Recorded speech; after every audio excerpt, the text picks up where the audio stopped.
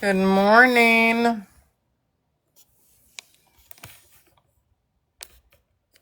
Good morning. Good morning.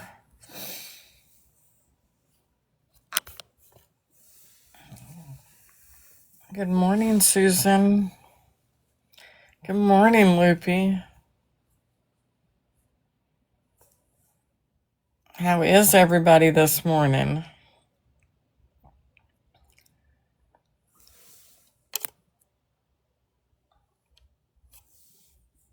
I'm just now waking up. Can y'all hear me okay?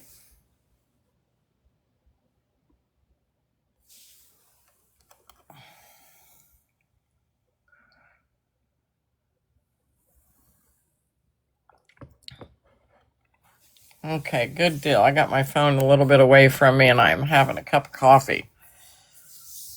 I wasn't getting in any rush this morning. See if I can share it out.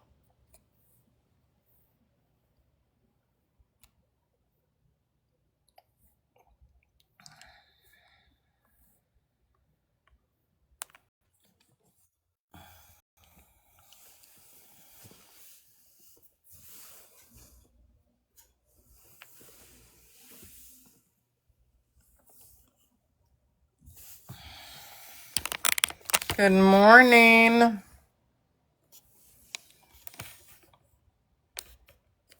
Good morning. Good morning.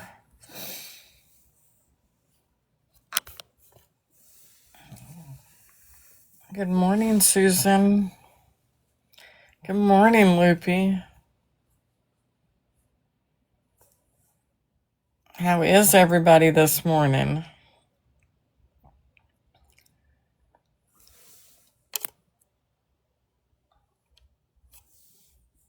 I'm just now waking up. Can y'all hear me okay?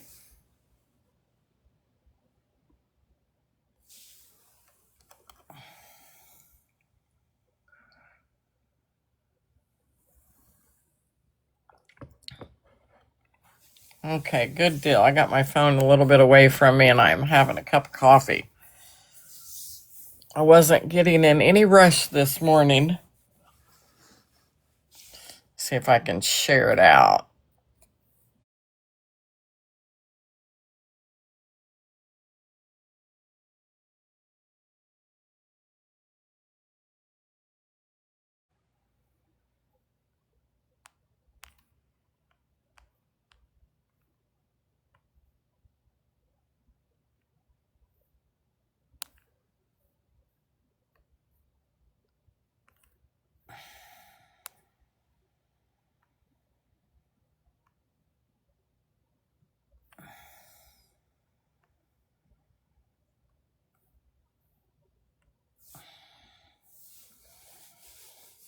Thank you guys for sharing the live.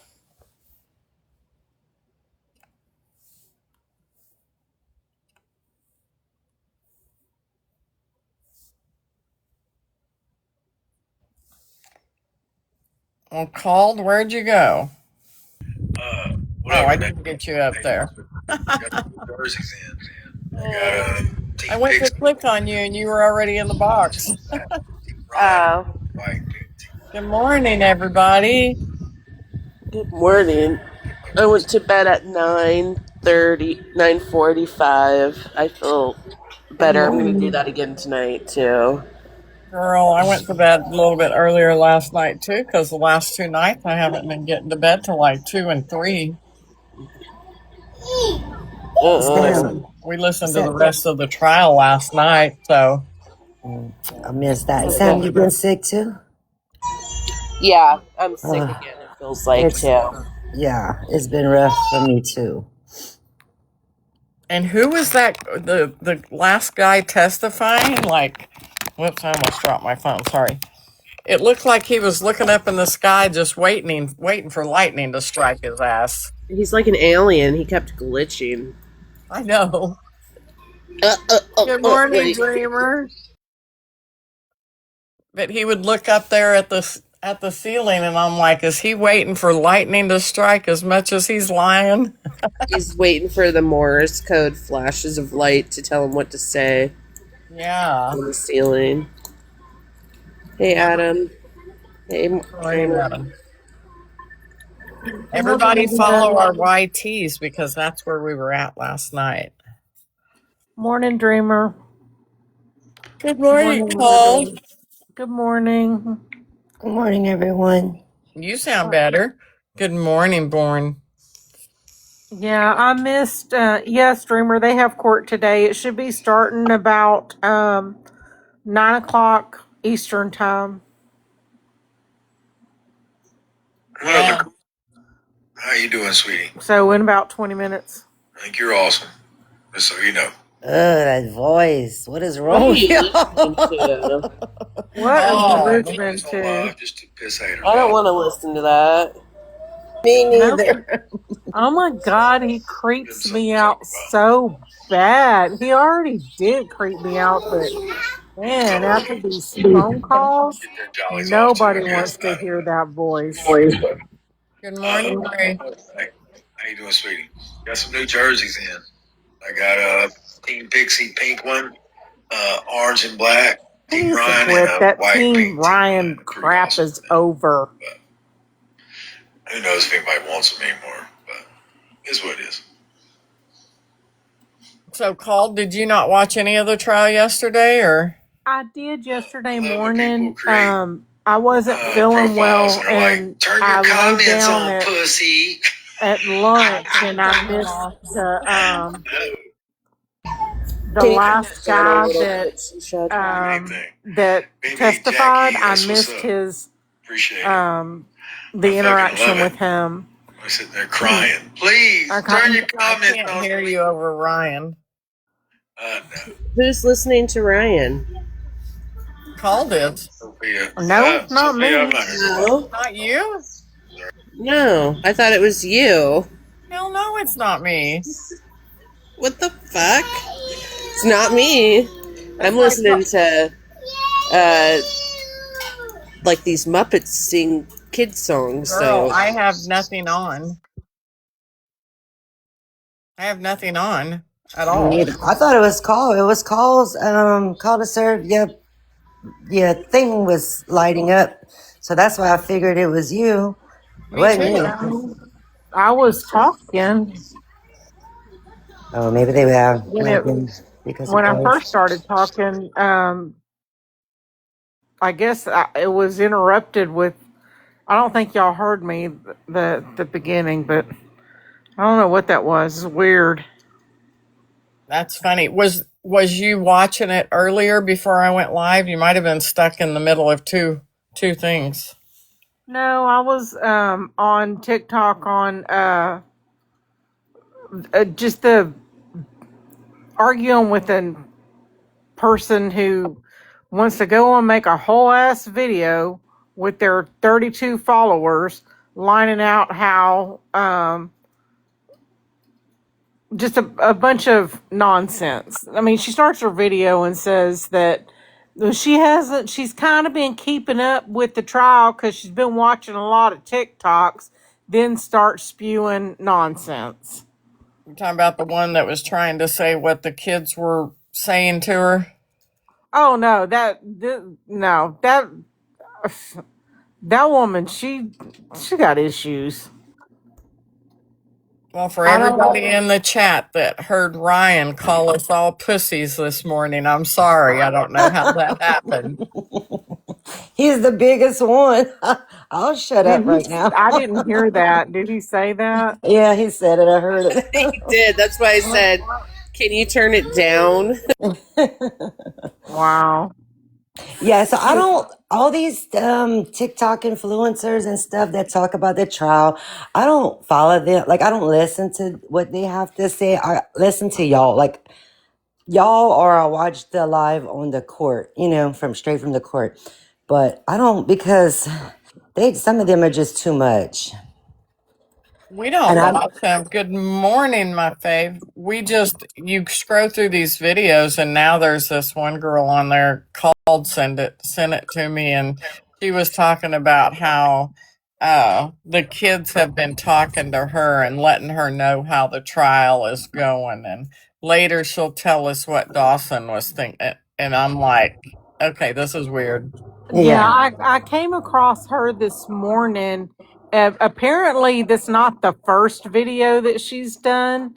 I didn't go look at her stuff past that one that I sent you because it's just nonsense. She claims that she's a psychic and the kids are telling her what happened and that they're very upset with how the trial is going. Um, just all kinds of nonsense. Do you really think that a 3-year-old That's what I was gonna say. is, from the afterlife, is watching his mother's trial? That's Let No. I alone know mean, what it means. He's all objection, right? What? right? What? Exactly. And that's he's crazy. given, and she's like, and I know that it's him. He has, I mean, he speaks like a little boy. Well, he's freaking 3 years old. What do you think he's supposed to speak like? A scholar? Oh my Crazy. god. You know, okay, y'all are gonna think I'm fucking crazy for this. Never mind. I'm not going there. Never mind. I'm not going there. Let's stick to the trial. Hello. Good morning, guys. Good morning. Hey. Morning. I was about to say some crazy shit, but I'm running on 2 brain cells. I won't do that to you. I'll save y'all. Good morning, Right. Pat. Good morning, Jen, Adam, Loopy. Oh my god, Adam. I was sitting on the outside yesterday when you were holding it down in that one lady's live, I won't say. Oh my god. I was laughing. Way to hold it down, Adam. Adam, tag us when you get stuck in a live, fighting for your life. He was actually doing better than she was, and it was funny because he handled it, and then she wanted to drag it out, her and the other host on her panel, and then they proceed to be like, oh god, what was it? They were like, some of these people, you just can't listen to a word that comes out of their mouth. And I'm like, have you heard what you've been spewing misinformationally like the last week? I know misinformationally is not a word. I'm being a smartass, but yeah, I was like beside myself because they're in there. Oh, I don't know if I can handle Adam today. I'm like, you're just mad because Adam has more fucking knowledge than both of you combined. Don't even fucking cosplay that one. Oh my God, there's this. I flipped through a live where some woman from New Zealand was in there. It's like 4:15 in the morning, and she's like, "This wouldn't happen in New Zealand. We would have already locked up the real culprit, Patrick. We wouldn't put this woman on trial and all this stuff." And I was like, "Just keep your ass in New Zealand." I'm not generally judgmental like that, but it was 4:15 a.m. Nobody wants to listen to your nonsense. That's how I felt with that one. Respectfully, that one lady that was from England that chewed my ass on Jen's panel that one day. She was like, "Sweetheart," or no, I said sweetheart. Sorry about that. I was the dickhead. Um, she goes, "Do you know the difference between psychosis and illusions?" I was like, "Oh, what the hell?" Like, respectfully, like this is an American case, and we have different laws and rules. What are you gonna tell me that works there and doesn't work here, babe? Like, what the hell? I wasn't trying to be that guy, but it just pissed me off because I'm like, you're not even in the same fucking country as us. You don't know our laws. Yeah, dude, she's something else, but so is Jen. Yeah, They're with their far-fetched nonsense. That medical professional that doesn't understand how a body temp can get down to 82 degrees and disputing that it was 82 degrees and yeah, We're not that's talking saying, weird. about Jen in the chat either. do what? I said we're not talking about Jen in the chat. Oh, no, no, no, no, no. No, We're we're just talking talking about about how the our one that's morning not went. in the Navy. Yeah, not. It's her panelists. It's the Not one that landed Trump's plane. Talk about delusions. Dude. Some of the theories that they come up with, I'm genuinely like, how did you get there? Can you please explain this to me? Like, I'm intrigued. Like, I'm not trying to be a bitch, but I'm genuinely like, how the fuck did you get there? I just want to know because sometimes I know that Well, we're have all you watching seen the the same Brat child. doll video? No, dude, no. I have not seen the Bratz doll video. I keep hearing about the Bratz doll, the steak, and I think it's the other doll that some other lady used. The only video that I've seen in an observation standpoint from a person is an Elsa doll and a baby doll. And what killed me was that video had over 80,000 likes on it. And then last night, I'm watching an update on Law and Crime on the Siders Network, and the same lady that posted that stupid video with the Elsa doll is on News Nation. I was like, shut the fuck up. She herself is not on there, but they used her media that she reposted from inside the house. And so I was like, are you fucking kidding me? No. No. It just made me laugh because everyone that thought they were going to be in trouble for using that house going inside, which yes, I'm sure they did get in trouble for trespassing and shit, like, but they're now using that video, that same video on the internet, on the news, the one where people were trespassing and running through the house like it was a speed game. Yeah, those videos. Yeah, that was a speed game, I'm telling you. It's like that running game where the kids run through the Scientology church. It's like, how fast can you get through the Sider's house? I'm sorry, that was a terrible joke. It was true, though. It How was fast true. can you get? How fast can you get through without touching shit? Yeah, when we read that thing uh last night, no, night before, where it showed that they had another CPS case opened up Uh, and had bugs in that then and marks on their backs. Is that the one? I think that's the one that I watched last night. They did an update and they were talking about the relationship between Brandon and Junior and God, the other name. What's the other guy involved? Joshua. Yes, yes. But all they brought up was, God damn it. They did the timeline between Joshua and Brandon Brandon is his brother-in-law, Joshua is his nephew. I think I have it backwards, I but was thinking Joshua is the brother-in-law, but I could be Joshua wrong. is the brother-in-law. Okay. yeah, I Brandon think, is the boyfriend. yeah, that's it. I was like, I think I have it backwards, but I was watching it last night, and that was a big kid. Did you see how big that kid was? Good lord. Where'd you see it at? Just his mugshot in the long Oh, yeah. crime video, like he looks tall, he looks wide, like He looks just I, like Gary Siders. yeah, but he doesn't look super tall. I don't know. Maybe it was just the angle of the photo, but he just looked tall to me for some reason. But It was weird reading that to hear that Elizabeth was having an affair with this girl. I wait, missed what? That all of what? that. I didn't see that. They were trying to confirm. Y'all missed me reading that? Yes, I Yeah, was. I've been sick. I ain't been on much.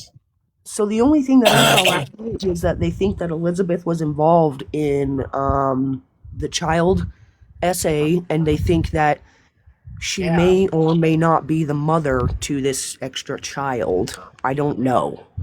Well, no, because I believe, in my opinion, if you really look into it and read, the police were at the Siders' house to get Gary Jr.'s DNA. Yep. Mm. Yeah. But apparently that same child, Elizabeth, was having an affair with her. So it's really weird. Oh my god, I didn't know. I didn't hear anything about a little girl. I'll send you the thing that we read the other night that was posted. We've not been able to technically verify it, but I'll send it to you. Damn, yeah, I was watching Anjanette Levy last night, and they were just going over the timeline, the birth dates, the length in time with how long they were looking for the kids, the school's enrollment and in education, and how they were looking for them, and how they uprooted them and moved. CPS was involved multiple times with this before they moved, and that's where they ended up where they are in Benton County. But the whole thing with this, extra kid involvement, they're saying that Elizabeth was definitely involved, and now they're questioning if she could potentially be the mother to any other family members, that were being harmed. And they were like discussing the what ifs last night on Law and Crime and what are going to come of these charges. And I was just like, holy shit, left turn, what? What? Yeah, I'm it's like, wild. Where I you mean, I watch Law knew. and Crime at? On TV? No, YouTube. I just pull it up on YouTube when Oh, I'm getting ready for bed. I've okay. got I'm it. gonna have to go follow them. Yeah, they've got some really good videos and breakdowns. They've been handling. I like listening to Crime X. Good morning, Sarah. I don't think I know them. Is that like a Crime private X, channel? that is that dark-headed lady that usually gets the interviews with the attorneys and stuff. Oh, I think it's Anjanette Levy. I think it's the same Yeah, lady. I think that's okay. It's the same lady then. Oh, yeah, that's her show. Welcome to Crime Fix. I know that. yes. My bad. My bad. That's Law and Crime. I sit and recite that shit every time she starts it. I know that. My bad. Yeah, I like listening to her. My bad. Wait a minute. What's her name? Anjanette Levy. She got No, dark hair and glasses. what's her YT handle? That I actually don't know. I just type in what I want to see, and Okay. she's usually the first lady to come up. Yeah, she's got like the purple. It's Crime Fix. FIX. Yeah, Oh, but okay. it's hosted by Law and Crime, but her Okay. her show is called Crime Fix. But yeah, it's called Crime Fix. Let me Yeah, see if I can find Good the morning, link. Suzanne. I've been watching the trial on either Law and Crime or Court TV. Law and Crime's usually a good 10 seconds ahead of Court TV, which is weird. They have the same cameras, I mean, they work for each other, but I don't know. Court TV seems to have a delay, but I like at the end of the day, the different commentary that they have on several different cases. I'm Right. surprised. I usually watch, one of my favorite YouTubers is True Crime with Strategic Eyes. And I haven't seen him following the Lindsay Clancy case. He does I know he, videos here and there, but he really doesn't do a lot of lives about her. no, I Um, mean, I know he's been following, he's heavy into DV4D. Um, Dude, Oh, that yeah, case is yeah, I yeah. saw he nuts. did a rebuttal to Nancy Grace. I think it was on Nolan Wells. It was either Nolan Wells or Carmelo Anthony. 'Cause they've both been in the news. Good morning, Bree. We hope you have an amazing day too. good Morning, Bree. morning, Bree. Morning, Bree. Just before I shut my mic off real quick, I dropped I the hope link you to have the an lady. amazing, beautiful day, Bree. Sorry, I dropped the link to that YouTube video that I was watching last night with Anjanette and Jeanette. If y'all want to see it, it's in the comment section.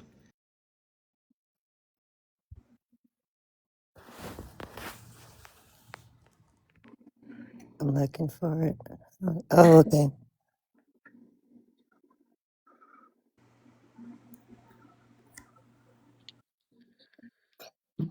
I want you guys to hear something this morning, real quick, about Dolly Parton. I come across this video that somebody posted, and they said, "This is how I imagine Dolly Parton entering heaven." Want to hear it? Always. Anybody else cry Sure. when they Yeah, really I saw Dolly saw Oh, Parton? I that. really That was cried. cool. Why don't you stay deep in my Oh my God, it's Kenny Rogers. Oh, I love this song.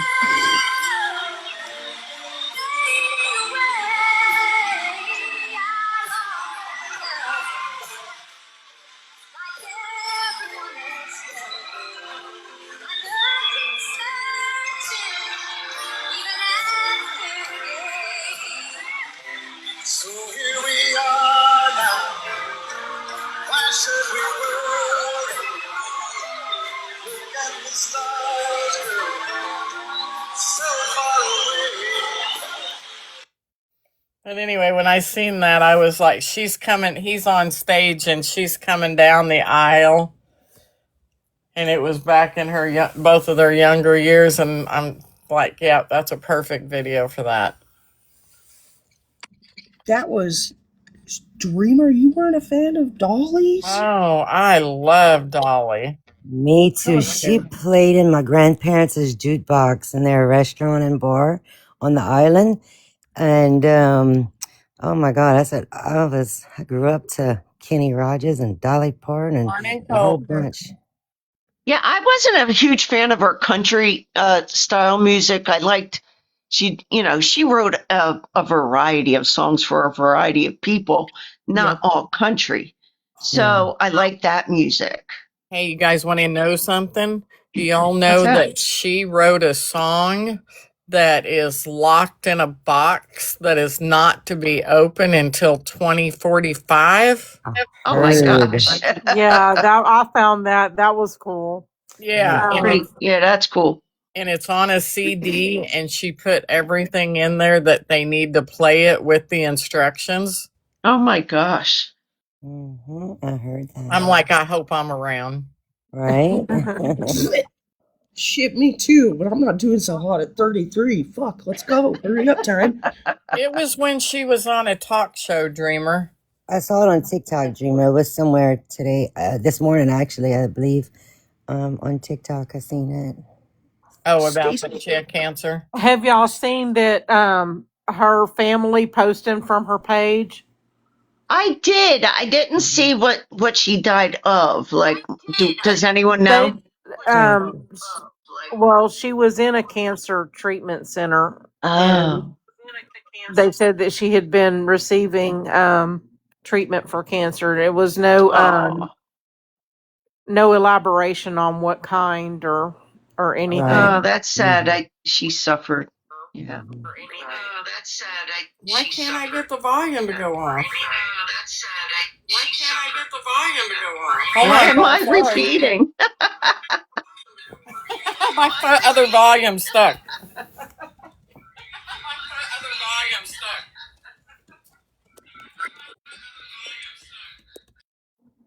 Oh my God, no. No, no, no, no, no. No, Sorry not to hear that, okay. Dreamer. Not okay. Mm-mm.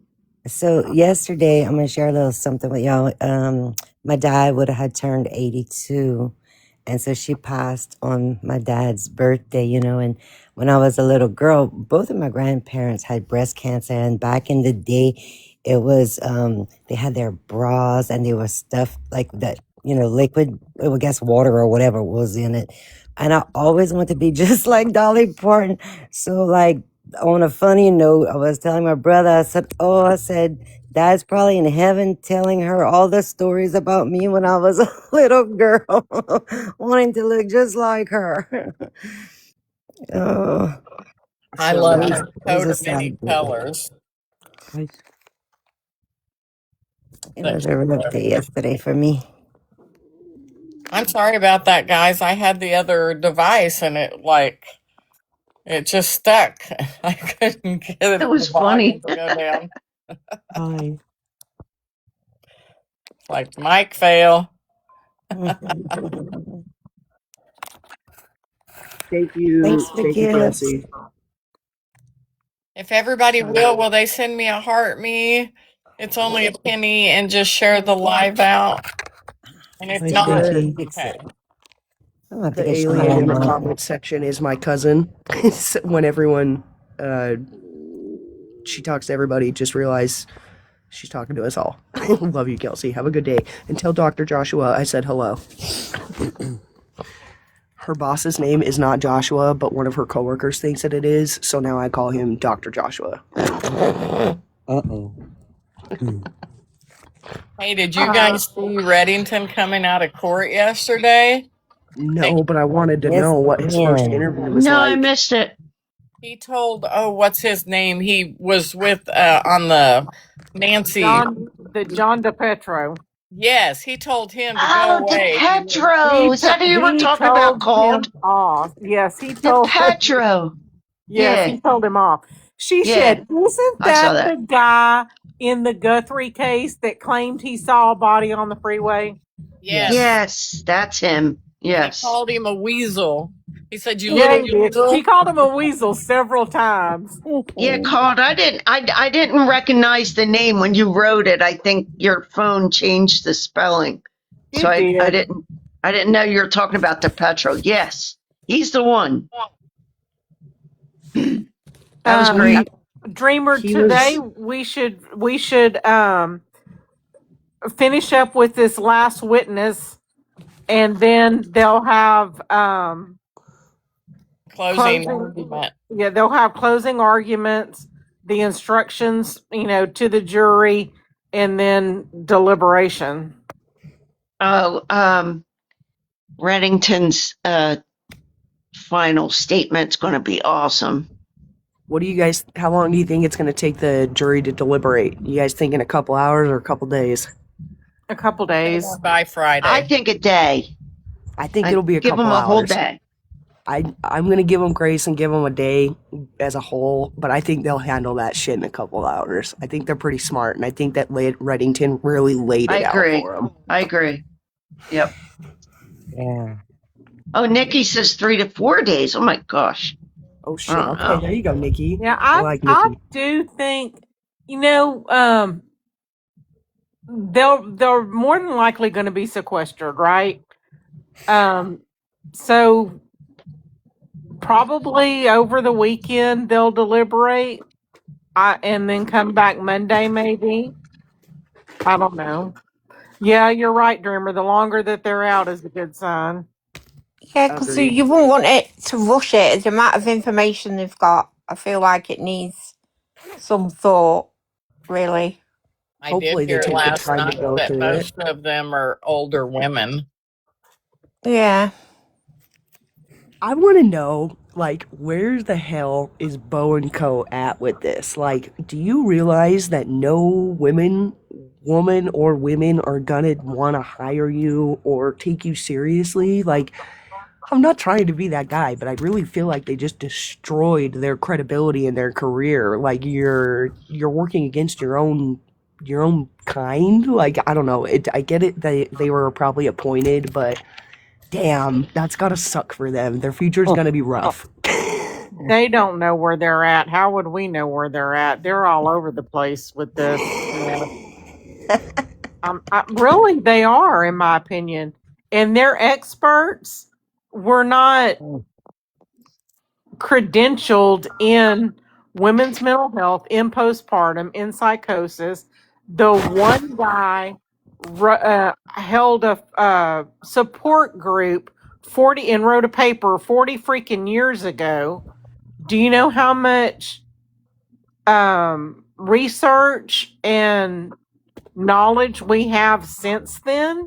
Well, let alone technology's advanced, and so they could see shit that they couldn't see, and know shit that they didn't know. And so for old boy to come in and be like, "Oh, I did this almost 40 plus years ago," it's like, okay. And that was around the same And- time that we had institutions. We see where you're at. We get Exactly. it. And the thing about it is that part of becoming a psychologist, one of the requirements is that you lead a group like that. I can just tell you, I have very close ties to a child psychologist who had to lead a focus group for, or a support group, I guess, for Narcotics Anonymous. And she was a professor at the time, and she and her associate were leading this group, and the people in the group were, I think they were all men, but they were like dogging these professors, saying, you don't understand this, you can't understand this because you've never had a rug problem or any kind of substance issue. And they were graduate level students, but it's not the same. I mean, they did that for a semester as part of the requirements of their program. But this guy, his crap was freaking 40 years ago, and it didn't denote women's mental health. It was straight psychosis. It was not. It was schizophrenia, wasn't it? That he mastered in, I think that was on his list. It was like uh children's PTSD, traumatic something, and schizophrenia, and like bipolar 1 and 2 or something like that. Can I tell y'all something real quick? Good morning, Ivory. Good morning, Nikki. Good morning, chat. Good morning, guys. Good I'm on morning. YT trying to find them live, and normally everybody's live waiting, and It's not on. It's on Law and Crime today for some reason. Yeah, they keep bouncing around. I think it's because they're covering the Tupac trial in the afternoon. Yeah. Associated Press has been covering it too. Yeah, that's what. Katie that's wants where an I've been watching update. it. Ivory, you want to give her on that last witness, Mr. Oh Kirk? man! hold on. Who do I need to go to, because nobody's got it on? Associated Press isn't showing it. No, Law and Crime. no. Just keep refreshing until. Mine's on Law and Crime, but it's off YouTube through Law and Crime. Yeah, I know Law and Crime set their pre-live for today last night. I know Court TV did too. Okay, I'll just keep refreshing. So it may not. Adam says he has it on Court TV. Go ahead. I'm sorry. Okay. But let's talk about this. Who the hell is he? This Greg guy? Kirk. Oh, wait. Was it Kirk or Greg we're talking about? She said the last witness. I call him That Mr. was Bean. Greg. Sasquatch. I totally missed the last witness. The one that made the noises. That was Greg. That was Yeah, Greg I can't Sindoff. pronounce his name, but I just put it in the chat. That guy is a liar. Flat out liar. That guy was literally being led by the prosecution. It was so bad. So bad. The fact that he looked like he was stroking out, just staring like he was having their apparitions, right? Oh, court is live, guys. Court is live.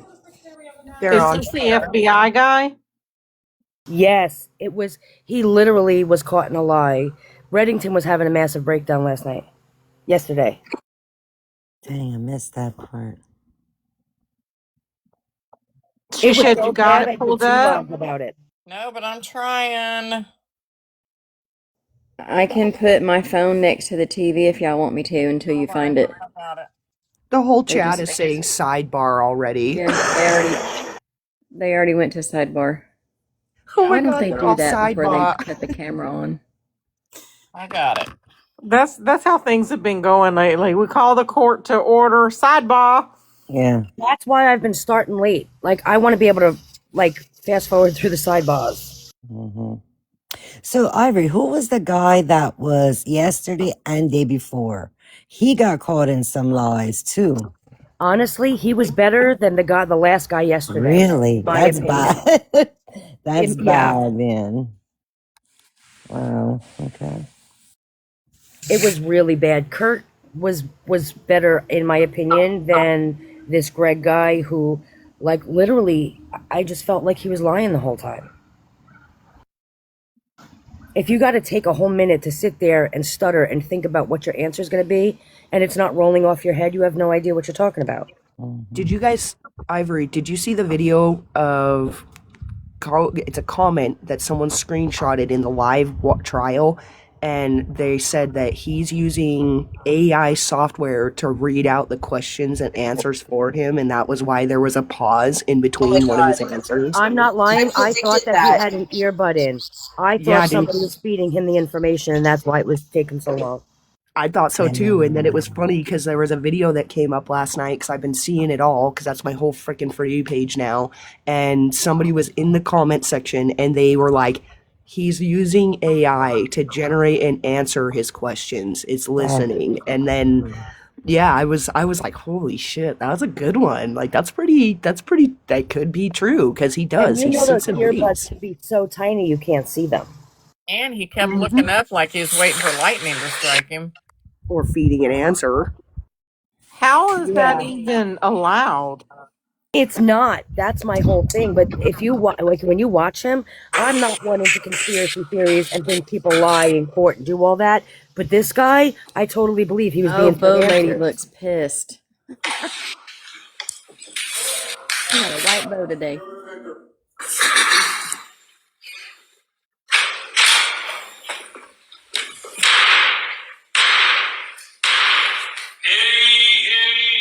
All persons having anything to do before the Honorable William Sullivan, Justice of the Superior Court now sitting in Plymouth, within and before the Commonwealth. Draw near, give your I attendance. have never heard somebody go hee hee hee hee. Massachusetts, this court is now in session. Please be seated. Good morning, Your Honor. May I proceed? Yes, please. Your Honor, before the I've court never today, heard we have that the either. continuation of the jury trial in the matter of Commonwealth versus Lindsay Clancy. Ms. Clancy is present. She is represented by Attorney Kevin Reddington.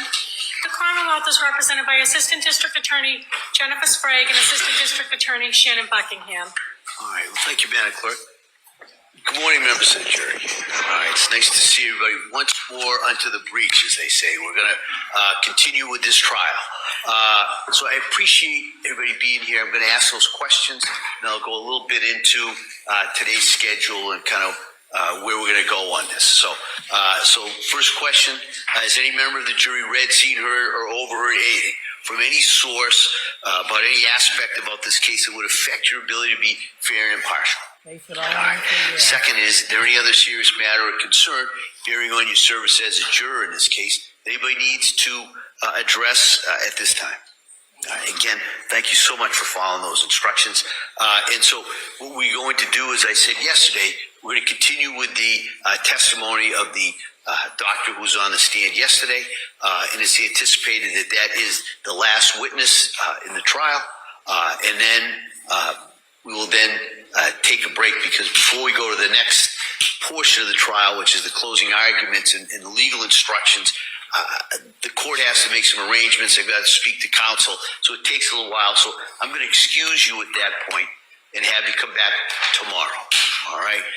So we're going to finish the evidence today.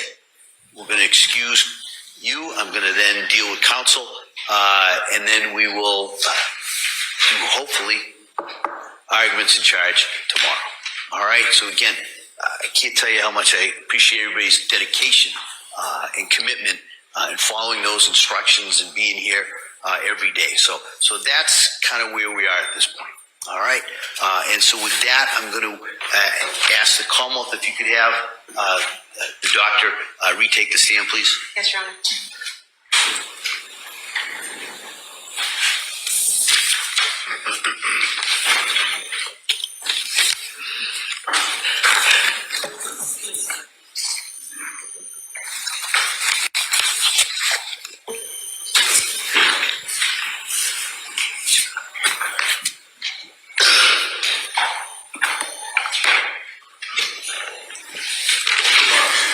Stop right there. Raise your right hand to the front, please.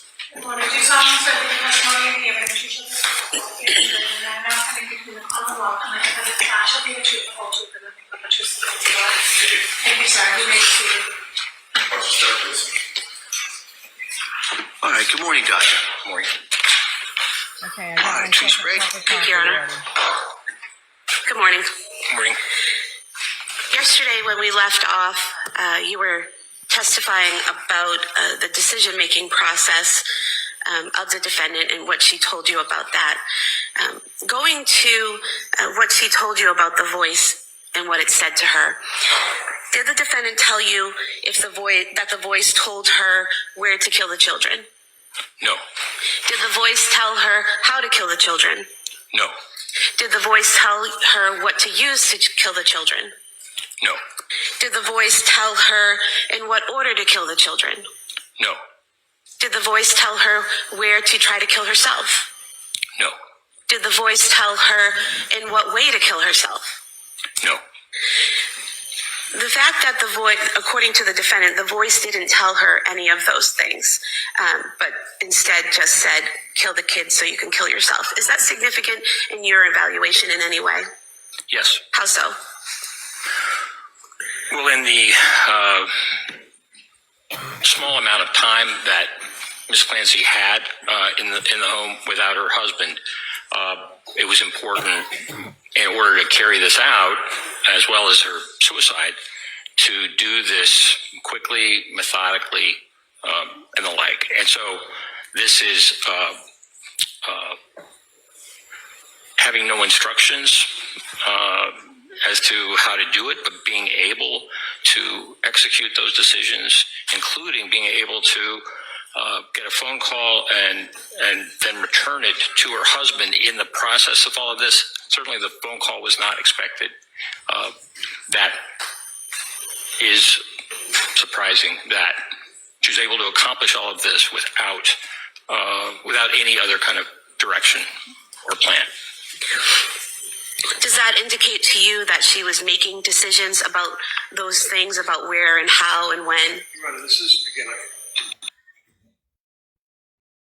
Your Honor, this is beginning.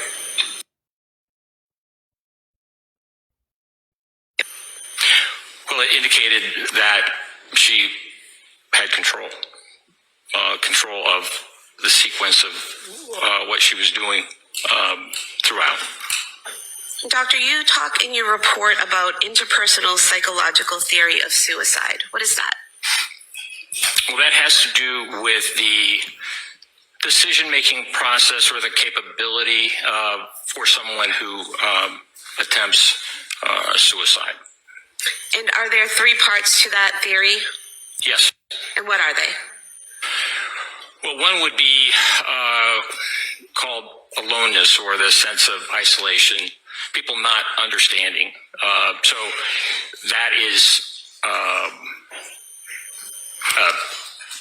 a real difficult challenge for people to face. They feel that they can't fully share with others. Another is burdensomeness. If someone feels that they are a burden to others, that is also something that we find is a component to those who make serious suicide attempts and completions. And third is what I would call capability. So you can have that sense of aloneness. You can have that sense of burdensomeness.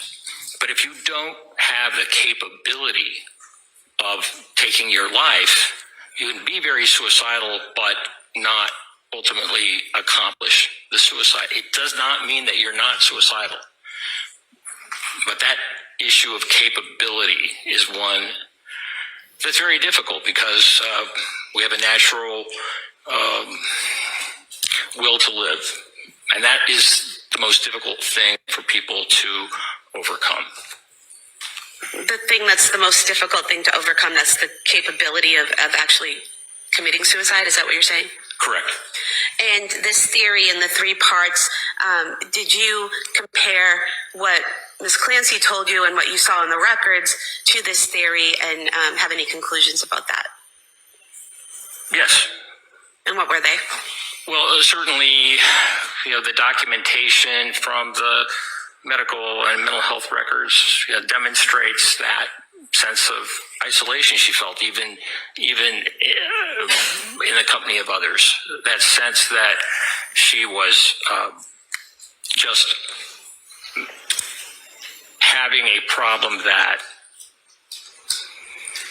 was difficult for her to understand, difficult for others to understand, and of course the suicidal feelings that came about, and then ultimately those feelings about harming her children. This is not something that she could share. The sense of burdensomeness, she had planned to go back to work, as she had for her first two children, Cora and Dawson. And the time that she was expecting to go to work kept extending because she just did not feel mentally healthy enough to be able to return to work and to function. And so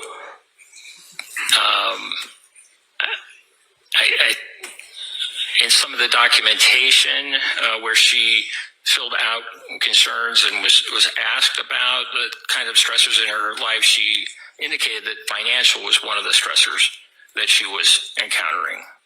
So to believe that her brain had been damaged, that she was not able to do what she loved, which was labor and delivery nursing, but also not in a position to help support the family, really was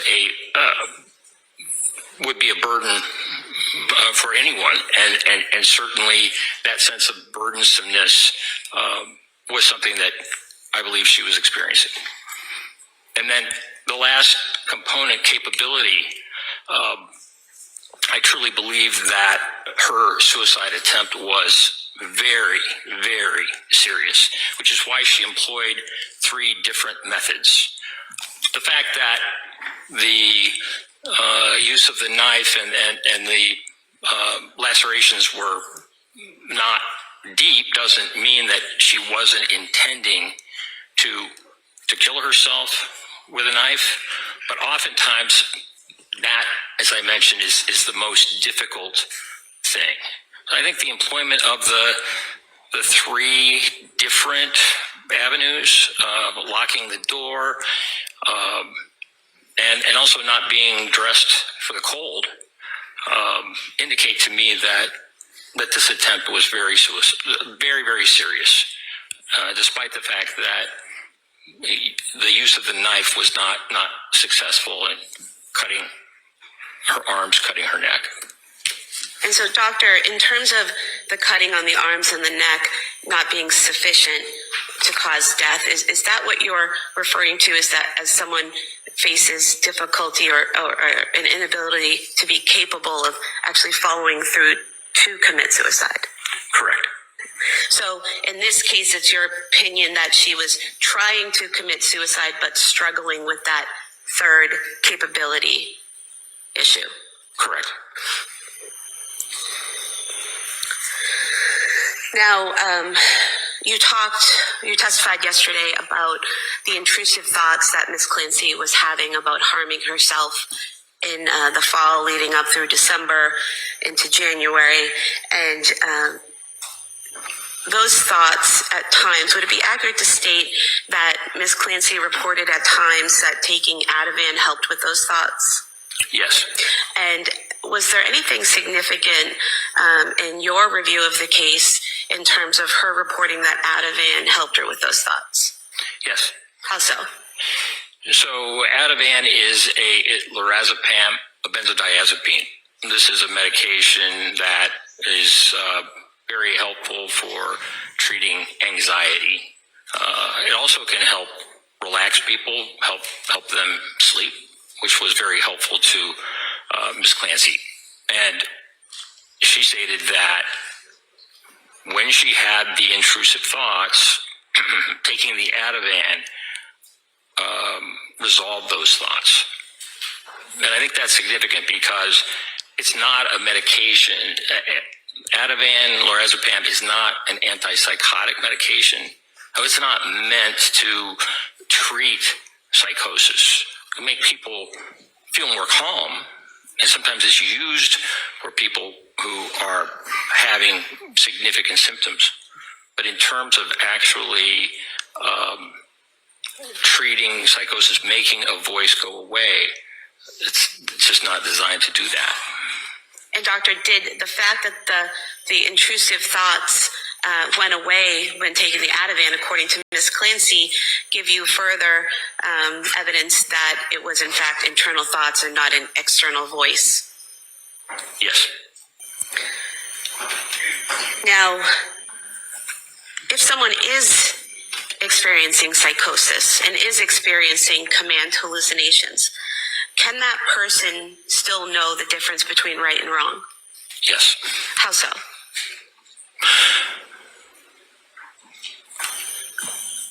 Well, hallucinations, even command hallucinations, when they occur, do not propel an individual to automatically obey them. And in fact, many people will engage in behaviors to stop the actions that the voice is claiming. that's something that makes sense, particularly when the command is just so serious and so against someone's values. So it's possible and common for people to engage in behaviors to avoid doing what a command hallucination is saying. And doctor, is it possible for someone who is experiencing psychosis and command hallucinations to conform their behavior to the law? Yes. And how so? Is it basically what you were just telling us? Yes. If someone is having a command hallucination to do something out in public, but there is a police officer nearby, it certainly is possible for that person to choose not to engage in that behavior because of the consequences. Even though a voice might be saying this, there's other decision-making going on based upon the environment. Now, doctor, in your evaluation of Lindsay Clancy, did you come to an opinion to a reasonable degree of medical certainty as to whether or not she was suffering from a mental disease or defect on January 24th, 2023? Yes. And what was that opinion? I believe that Ms. Clancy was suffering from a mental disease or defect, and I felt that based upon the presentation, a bipolar 2 diagnosis seemed to make the most sense, given the symptoms of insomnia that she had that were precipitated by the Zoloft. And this was just very, very significant.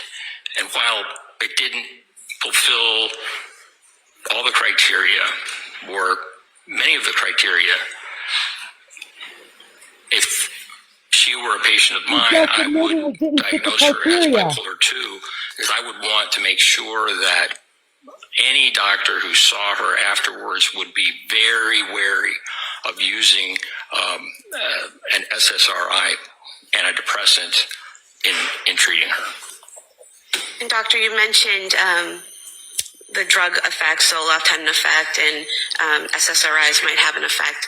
Is there a difference when you're treating someone and they're taking medications between being over-medicated and having an adverse reaction to medication? Yes. And what is the difference? Well, when we think about side effects, that is an example of a medication having a response. Now, sometimes we have side effects when we're not necessarily over-medicated, but we put up with those side effects. When there is too much medication, certainly we can experience those side effects. For example, over-sedation, or there are some medications that can cause stimulation, so people are not able to sleep. An adverse reaction is much more serious. An adverse reaction could be, for example, an allergic reaction that could cause death, or some type of reaction that you don't see in most people, but has been reported. So there is a difference between side effects, no matter how difficult they are, and what we would call adverse effects, which can be extremely serious. And in your review of the records of the medications that the defendant was prescribed from September through December, did you see any evidence of her having adverse effects from the medication?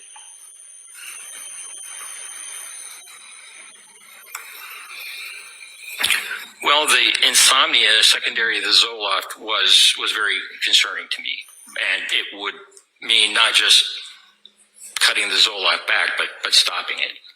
I would say that the Zoloft was in precipitating insomnia. I mean, she reported 48 hours straight of not being able to sleep, that was an adverse effect. And an adverse effect really requires one to stop the medication. And that is what Dr. Jennifer Tufts did with Ms. Clancy, correct? She had her stop the medication? Correct. And in reviewing those records again from September through December of 2022, did you see any evidence that Ms. Clancy was over-medicated?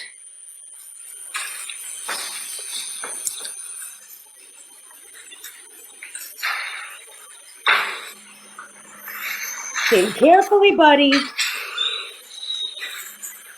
That's taking a little too long. Because he's trying to come up Experienced with. some significant side effects from some of her medications. She was given, I think, nurse practitioner Paul gave her clonazepam, which is also a benzodiazepine, and she really had an uncomfortable reaction to that. Just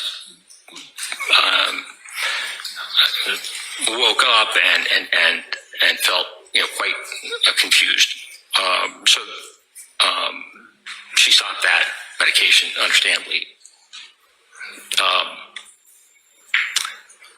Seroquel is a medication, quetiapine, that at high doses can cause some significant side effects. At lower doses, it generally helps treat insomnia. At higher doses, it can have more significant effects. And in terms of just ability to think and organize one's thoughts. However, Ms. Clancy, in December of 2022, chose at that time to continue on Seroquel, a combination of Seroquel and Valium. Nurse practitioner Gelada had suggested another medication, olanzapine, Zyprexa, which she's taking now. And Ms. Clancy asked that she continue on the Seroquel at that point and the Valium. So, it's a challenge. One has side effects, but one also sees benefit in the medication. And certainly that combination at that time, I think it was around December 7th, December 9th, that was really helping her sleep. And so she asked to continue on those two medications.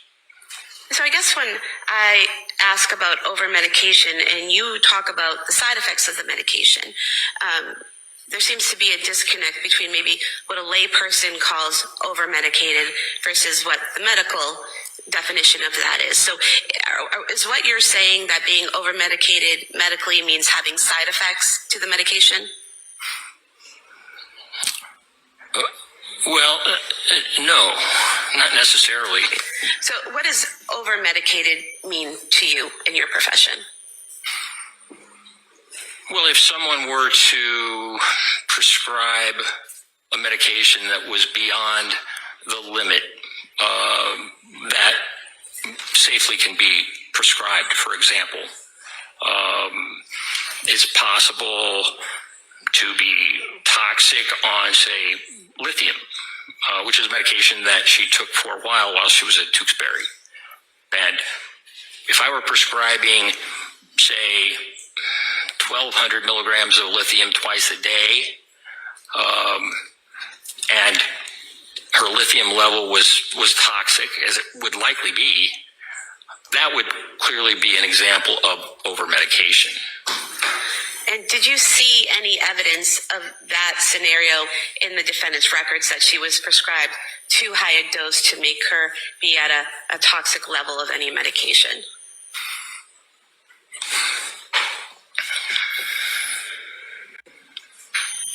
I think those who were prescribing for her were responding to the symptoms that she was bringing.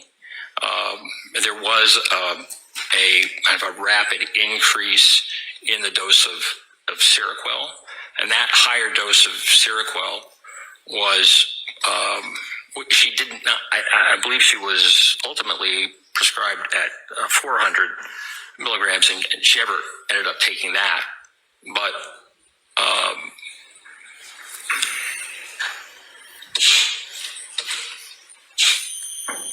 as a clinician, we do our best to try and treat symptoms. So, Doctor, did you Next see? question. Doctor, did you see, other than the Seroquel, any medications that the amount that was prescribed you would think would be over medication? No. And then the Seroquel itself, you said she was prescribed up to 400 milligrams, but she reported that she never took that amount, correct? Correct. And after her stay at McLean Hospital, she had been weaned off of the Seroquel, correct? That's right. And the only medications immediately after leaving McLean Hospital were trazodone and Valium, correct? Correct. Dr. Tufts added a medication as a result of her appointments with the defendant in January. Is that correct? That's right. And what was that medication? That was amitriptyline, also known as Elavil. And you saw that what the initial dose of that was, correct? Correct. What was that? The initial dose from Dr. Tufts was 10 milligrams. Is that a high dose for an adult? No, it's the very smallest dose possible. And then did Dr. Tufts increase that dose? Yes. And when was that? After a week, she increased the dose from 10 milligrams to 20 milligrams. And is that a significant increase in the dose? No. Is 20 milligrams a significant or large dose for an adult? Not at all. 10 milligrams or 20 milligrams of amitriptyline, is that something you could even prescribe to a child? Yes.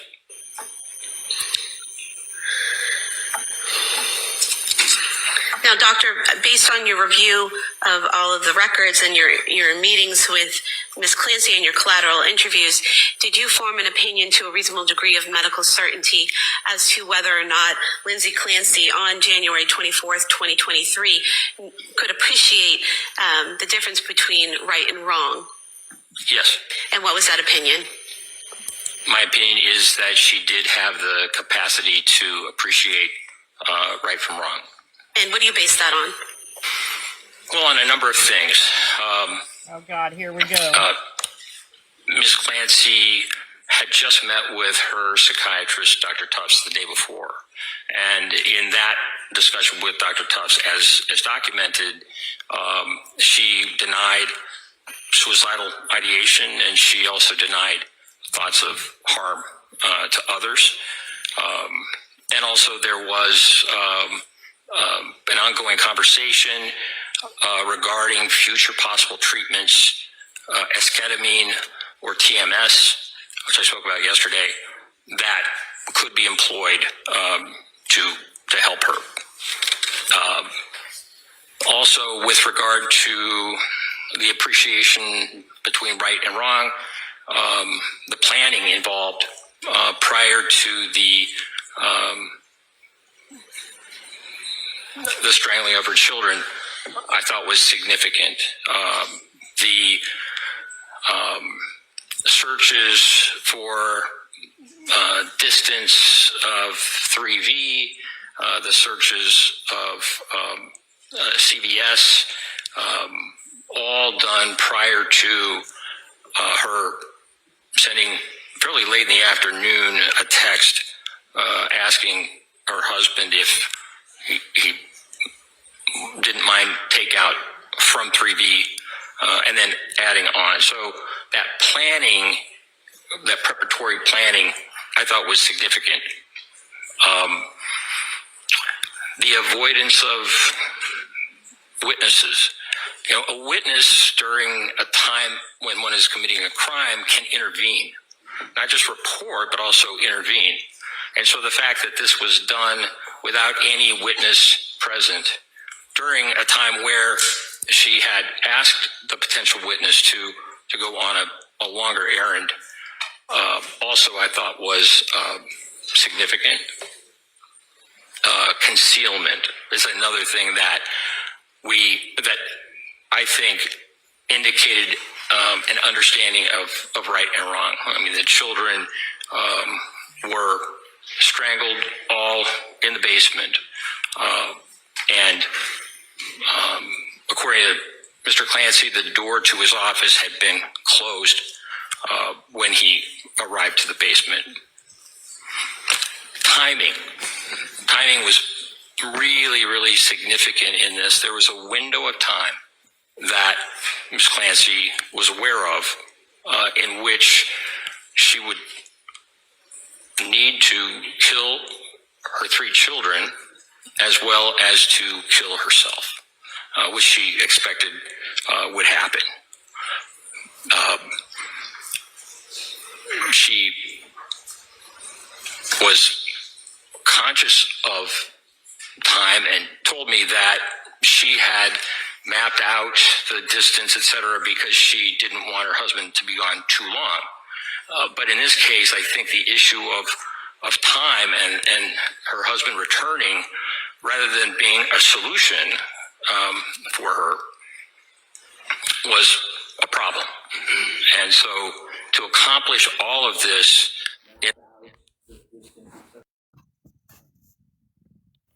God spit it out. Okay, this guy's, I'm sorry, full of crap. I send my husband on errands all the time. used. Now, these were exercise bands, but they were all near where the children were strangled. They were placed there. That's where they kept those exercise bands, and the exercise bands were It shows convenience, not nearly planning. identical. I mean, very similar in terms of what they could do as ligatures.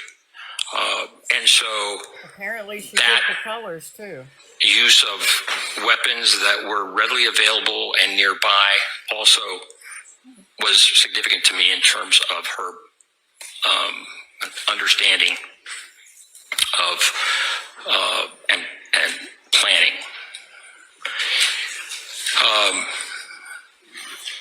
I did not see any evidence that she had delusions about her children. Delusions as to something wrong with them or something that required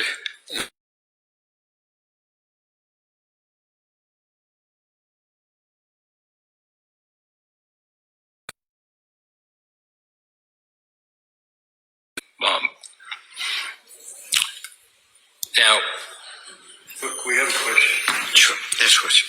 Were there other factors that influenced move your on to the opinion next that question. she knew the difference between right and wrong? Yes. And what were they? Well, the phone call at 5:34 in the afternoon, I thought was significant. So Mr. Clancy was at CVS and he called his wife, and she did not pick up. She did not answer, but she called him back and had that ability to deviate from what she was doing to be able to respond, and so had the presence of mind to do that, but also to conceal from him what was going on.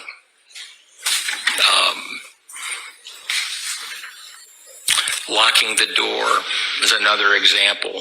I mean, certainly Ms. Clancy was aware of time and the limited amount of time to accomplish this, but by locking the door, it kept her husband from being able to enter the bedroom and therefore being able to see what had happened. So delayed that time.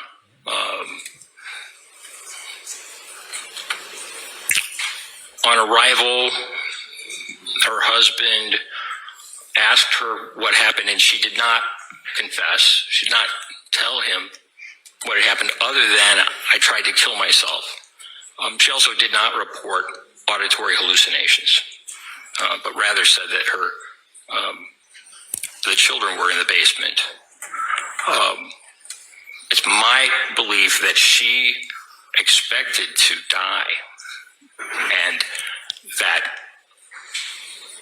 by the time Mr. Clancy arrived, she would have successfully been able to take her life. And sir, did you form an opinion to a reasonable degree of medical certainty as to whether or not Lindsay Clancy on January 24th, 2023 had the ability to conform her behavior to the requirements of the law? Yes. And what is that opinion? Well, if we look at that day, we know that in the morning she took Cora to a pediatrician's appointment. And all physicians receive training in psychiatry, no matter what specialty they go in. That's part of medical school. And so, like other doctors who had seen her, who were not psychiatrists, at appointments and whatever, the pediatrician also did not notice any unusual things about her. She did not, she was able to conform, right, to the type of behavior that a concerned mother would engage in. She was able to drive to the pediatrician's office and then back. And the day was really one of significant control. The activities that she engaged in that day, spending time with her children with Play-Doh, taking them outside to build a snowman, sending photographs of the children to her mother, to her husband on Instagram, fixing lunch and also fixing dinner for the children. So the activities of that day were controlled, as were the activities in terms of the planning that we already mentioned. So throughout the day, she was methodical and quite controlled and organized, even in that space of time that was short. There was a lot to do in terms of killing her children and also killing herself. And I would say that the last point with regard to conforming to the law is that when she received the phone call from her husband, she did not report to him that she was in distress, that she was having hallucinations, that she needed help. So with that phone,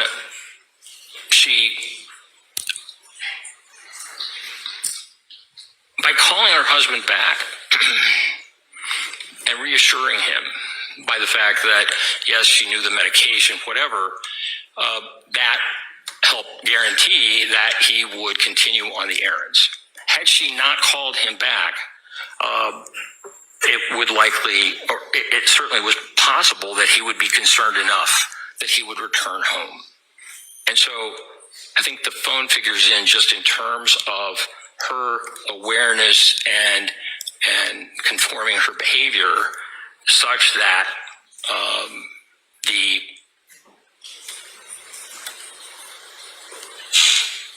strangling of her children could be concealed. And doctor, did you form an opinion to a reasonable degree of medical certainty as to whether Lindsay Clancy on January 24th, 2023, when she strangled her children, was criminally responsible? Yes. And what is that opinion? Yes. It is my opinion within a reasonable degree of medical certainty that Ms. Clancy was criminally responsible. Move to submit Dr. Satoff's CV as an exhibit. Any objection, counsel? All right, that may be admitted. I would love to see I have no further questions. Thank you. right now.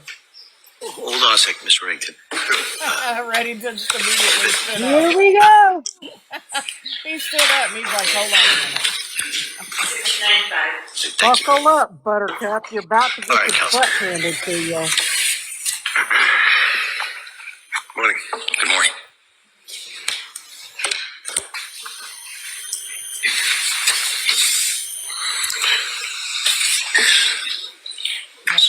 Dr.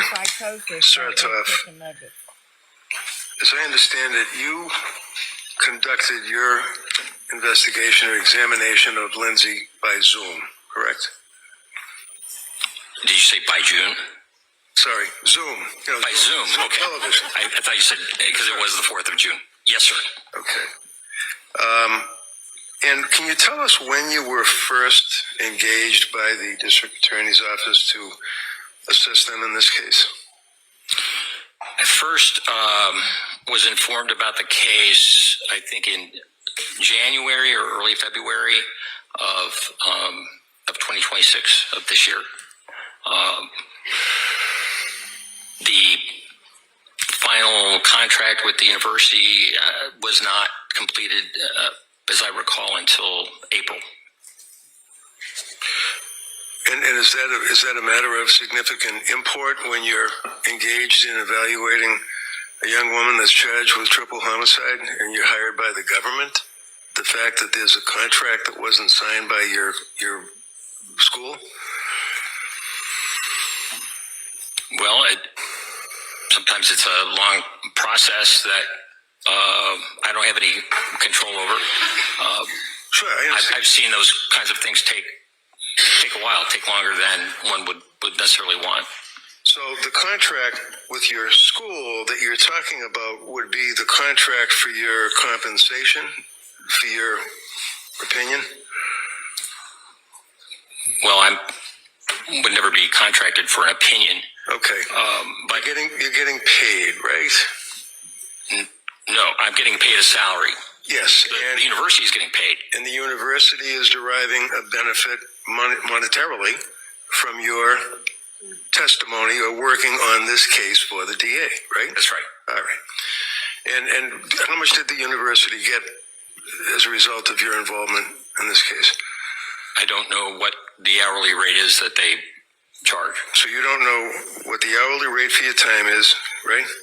Correct. You don't know how much money was paid by the district attorney's office to the university, right? Correct. You don't know how much money will be paid for perhaps yesterday, today, whatever, balance billing. You don't know that either, right? That's right. You were retained or engaged in January of 26, right? Yes. This is an incident that occurred on January of 23, right? Yes. In January of 23 to January of 26, 3 years. That's right. To being engaged on the case, right? Correct. And when you were engaged on the case, at some point the university must have been out of the picture and you must have started to communicate with the DA's office, the police, or whoever. That's right. And you knew about this case. It had a significant amount of publicity, right? Yes. Did you know that other doctors on behalf of the district attorney's office were being hired to also evaluate Lindsay? I didn't specifically know that, but that's usually the case.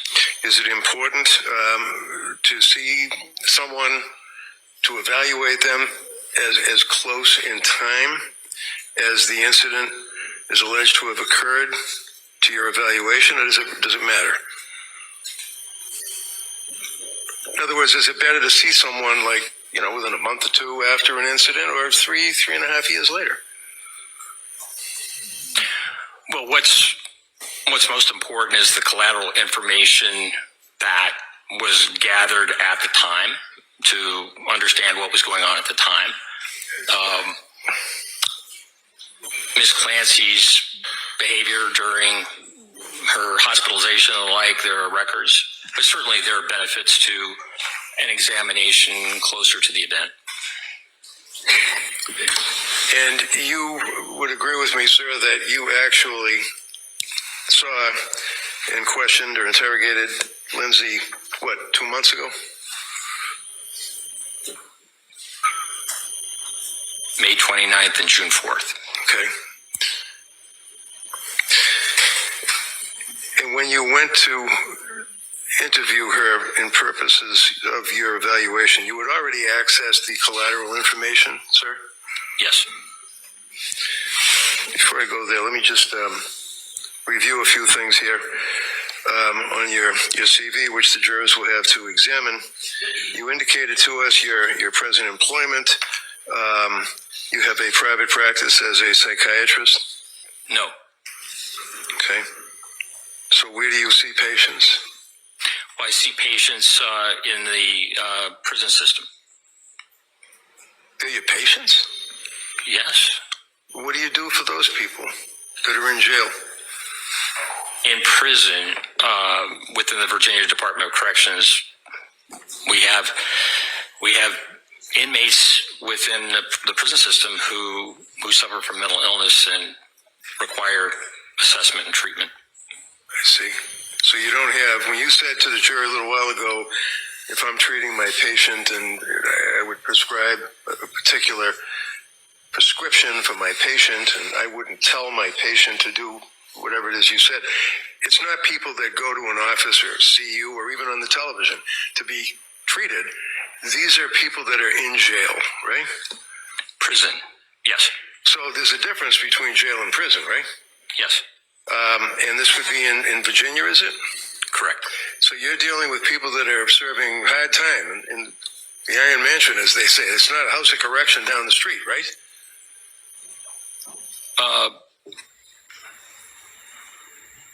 I see patients who have different varying sentences.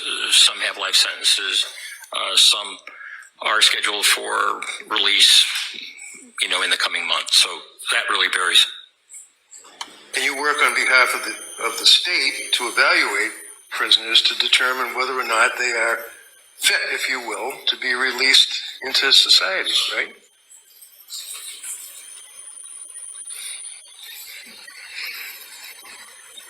Once someone's sentence is over, the only way that they could be continued within a prison system would be to be committed to a psychiatric hospital. And I would say that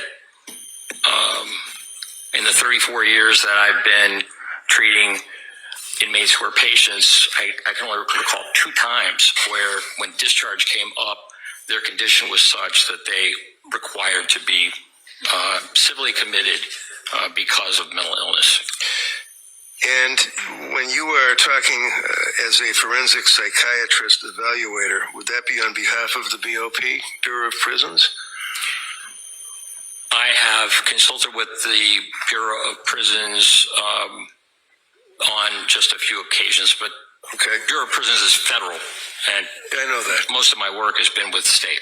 Okay, but on your resume, sir, you indicate from 2019 through the present, that's a number of years, that you have been employed or engaged as a forensic psychiatrist evaluator on behalf of the United States Bureau of Prisons as it relates to probation or parole. Is that in your resume? Yes. And that means, sir, that you evaluate inmates that are trying to get out of jail, and you would evaluate them to determine if they're appropriate for parole, right? No. Okay. So when you indicate on your resume from 2019 through the present, you're employed as a forensic psychiatrist evaluator for the United States Bureau of Prisons. How many of these evaluations did you do in the years from 2019 through 2026? 7 years.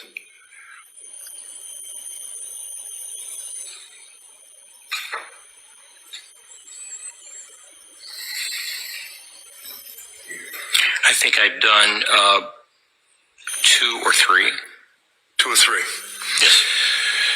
Okay. 2016 through 2022, you're engaged as a consultant psychiatrist for the Elson Student Health Center. What is that? That's the Student Health Center at the University of Virginia. So that serves students who are at the university. And like what? I mean, do you evaluate them? Do you treat them? Do you analyze them? What do you do for college students? My work with the university and the health center really had to do with students who were having difficulty and had left the university and were interested in getting back. And so I was part of a three-person panel to evaluate the students to see whether or not it would be appropriate to bring them back to the university. What, were they like thrown out of the university, or they were disciplined or something? Why would you bring them back? What does that mean? Well, if there was an event that caused concern, potentially was a threat, for example, then just for the student safety and the safety of all, they would leave the university in order to get the type of care that they needed. And then if they wanted to come back, then I was part of a panel that would evaluate these students and make a determination about whether it was safe. So these are students. I'm sorry, I cut you off. Go ahead. Yeah. No, that's all right. Okay, these are students, right? Correct. In college, right? That's right. That have been thrown out or disciplined or suspended or something, and they're trying to get back into school, right? That's right. And when the parents of the students come, they retain you to advocate on their behalf? No. No, you work for the school, right? Correct. You evaluate them and then back the school up so that these kids can't get back into the school, right? Can you ask that question again? No, that's all right. 1999 through the present, you work for the United States Department of Justice, the United States Department of State, right? Yes. Okay. And that would be the United States Attorney's Office, the prosecutors. Like, they're the state prosecutors, you got federal prosecutors, right? Well, federal prosecutors and defenders. I've worked with both. Well, the defenders certainly don't work for the United States Department of Justice or the United States Department of State, do they? I was under the impression that federal public defenders were under the umbrella of the Department of Justice. No, that's called the CJAC. That would be a totally different group of people. Those are people that defend people to try to have them not be abused by the system, if you will. Yeah, that question be stricken. 2015, you're a psychiatric consultant for the Virginia Office of the Attorney General. Another prosecuting arm, right? Yes. 2013, Virginia Department of Corrections, least restrictive measures for segregation. You evaluate people to determine if they should be in max or disciplinary unit as opposed to general population. Is that what you do? Yes, I've been asked to do that. Okay. And you certainly don't advocate on behalf of the prisoners that are being placed in seg or being placed in those closed units with higher security, right? No, that's not true at all. The National Security Expert 2007 to the present, Oak Ridge United Associated Universities. What is that? Yes, that is a group that does research with the Behavioral Analysis Unit and the National Center for Analysis of Violent Crime, and I have done work with them. Okay. Critical Incident Analysis Group, CIAG, University of Virginia. Yes. Okay. Behavioral Analysis Unit, as you told us yesterday, for the FBI at Quantico, right? That's right. Psychiatric consultant to the Virginia Department of Corrections, medium, maximum, and supermax facilities, right? Yes. Continuing on with your experience, sir, as a witness in this case, you'd agree with me that you were involved as a psychiatric consultant with the Macro Task Force on-site consultation for the Australian Police Service. Yes. Former Soviet Union Project, Republic of Georgia, TBILISI, Georgia. You're involved with that, sir? Tbilisi, yeah. Critical Incident Response Group for the U.S. Air Force. You're in the assessment unit? Yes. Crisis Management Unit, investigative support for Operation Gray Sunset, Jordan. Correct. Crisis Management Unit, Investigative Support Unit, Critical Incident Response in Montreal, Quebec. Yes. FBI, National Center for Analysis of Violent Crime, Operation New Hope. Yes. Bureau of Criminal Investigation, that's BCI, for the Department of the State Police. Would that be Virginia? Yes. You also have an interest in and have studied or written about various topics in your career, correct? Yes. Okay. Hostage negotiations course, Crisis Management Unit. You were involved with that, is that correct? Correct. That was a number of years ago, though. I guess that was like 1996. That's right. But you've been involved with the FBI for a long time, right? Yes. Fair to say that you're a government man? Objection. Sustained.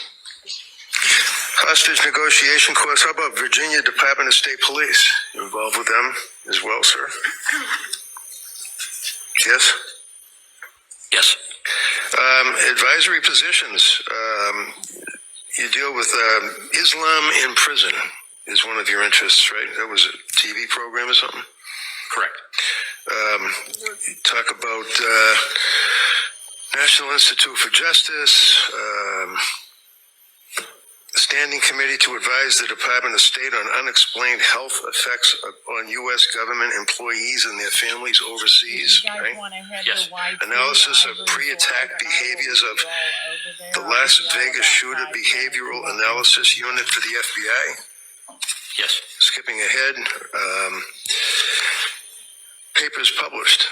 Now, when a doctor or a psychiatrist, or any doctor really, I guess, publishes a paper that's of interest to other doctors or people, that's called a learned treatise, right? Peer review? Yes. Okay.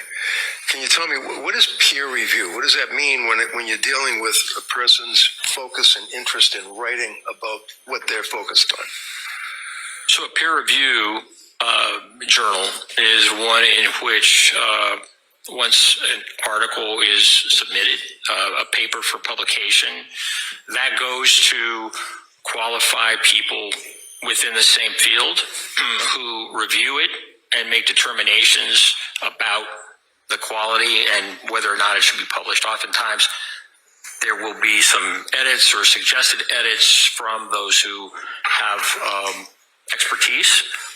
It's a blind process, so if I submit a paper and it's peer reviewed, I don't know necessarily at all who is reviewing it, but it's a way to ensure quality of articles that are published, and that's just an important standard. So it's kind of a rigorous standard to make sure that what you're writing about is reliable and would be helpful to others that are interested in it, right? Correct. Okay.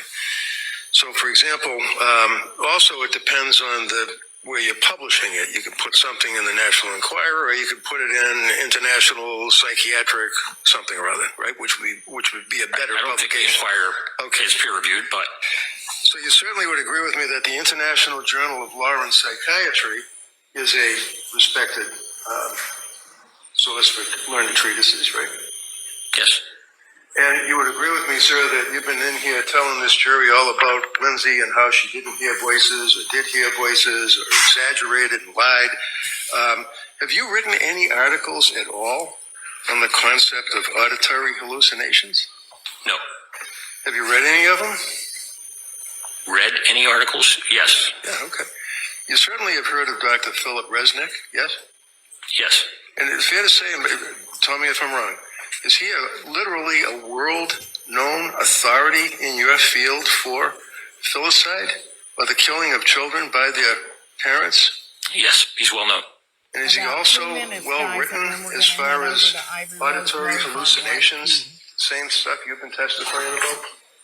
And she's starting Yes. from here. And he published an article in the International Journal of Law and Psychiatry, which is considered to be, if you know, a landmark article about, and I captioned, listening to voices the use of phenomenology to differentiate malingered from genuine auditory verbal hallucinations. Now, did you read that article? Yes. So it is a peer-reviewed article published in a recognized journal, correct? Correct. Your Honor, I would offer this under Commonwealth versus Sneed for the jury, if they wish. Objection. Counsel Cassie Cyber. Okay, guys, perfect time. It's a sidebar. Ivory is live over on YT. She didn't start from the beginning, so she's starting from here. So if y'all hurry and run over there, I'll meet you there and you won't miss a lick. Okay, see y'all there. Okay, see you guys there. Thanks for Have a having good me. day. Thank you, everybody, for your support.